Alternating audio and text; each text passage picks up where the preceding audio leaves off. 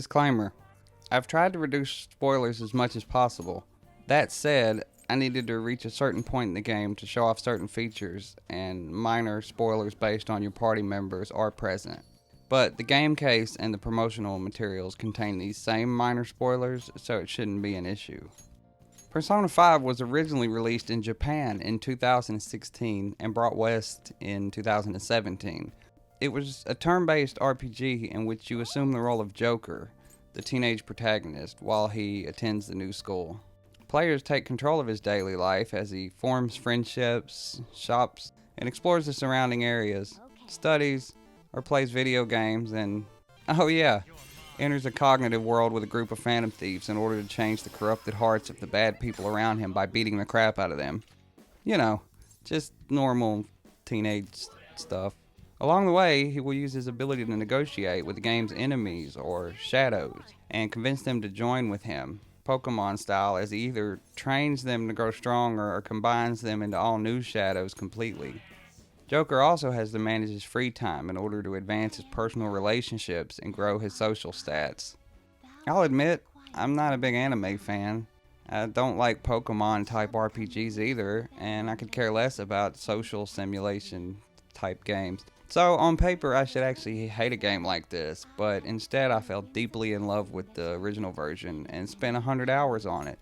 Every action has a purpose, and as you grow closer with the people around you, it unlocks important combat abilities to make your team a force to be reckoned with. Flash ahead to now, Atlus and P Studio have given us the Royal Edition, adding improvements across the board and giving players an extra party member and an extra 30 hours of story to play. Now it's my job to review the improvements, discuss the base game as a whole, and somehow keep the review length down so I can successfully upload it on my crappy third world internet. Game on. To start with, the game just bleeds style. Menus, title screen, enemy design, character design, level design. There's not one aspect of this game that is not a beautiful work of art. The jazzy soundtrack is also top-notch, having quickly become one of my favorites of all time.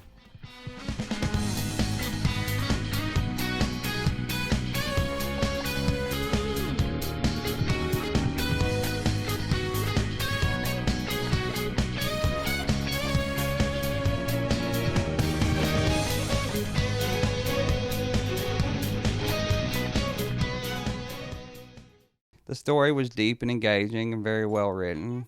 Over the course of 100 hours, I really started to care about the characters and advancing the plot.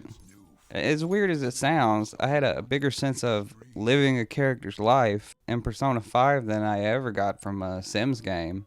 It felt like an out-of-body journey as I gained a sense of connection to the fictional characters in the virtual world around me. Since I need to focus on the Royal Edition, I would recommend you find a review of the vanilla game if you're unfamiliar with it. Royal takes all of that and improves it across the board.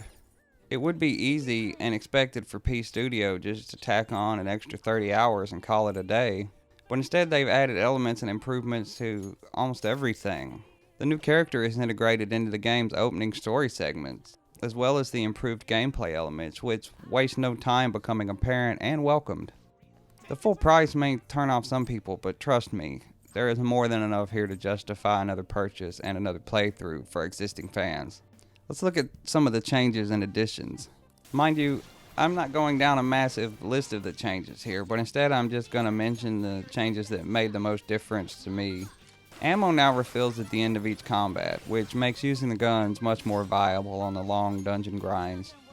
A grappling hook has been added, and the developers used it to improve dungeon navigation and answer some fan complaints about their layouts in the first game. As you explore the dungeons, you will find 3 will seeds hidden throughout, and they can be formed into some powerful accessories you can use. In order to reduce spoilers, I filmed all combat in Mementos, the optional dungeon you can explore throughout the course of the entire game. So I can't show you those seeds, which appear in the story dungeons, but some of the equipment they give you is pretty cool. Also, showtime attacks have been added and unlock as you advance. These cinematic attacks trigger rarely and randomly between 2 of your party members and are pretty flashy and fun to watch. They also deal a ton of damage, and I was glad for every chance I had to use them. And now for a show! I'm running on empty, man. Behold, a saucy, zesty masterpiece! Ain't nothing better than this. Get out, dumbass! Here you go, my treat!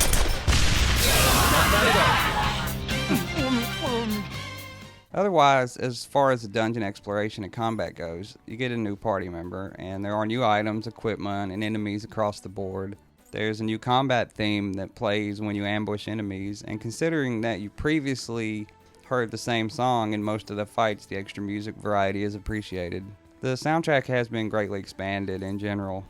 When you explore mementos, you collect 2 different types of pickups that you can now trade with a new character for powerful items, and even add bonuses like extra XP to the optional dungeon. There are a couple of new confidants who offer you new abilities as you advance your relationship with them, and there's an entire extra chapter of the game to go with the new party member. There's also a new shopping and entertainment district that adds a lot of new stores, a temple where you can boost your SP, mana basically, a jazz club, and even a sports bar where you can play pool with your friends and partake in a darts minigame. A new area called the Thieves' Den has been added that allows you to just hang out and buy artwork, game models, and music to listen to with a currency that you earn with in-game achievement completion.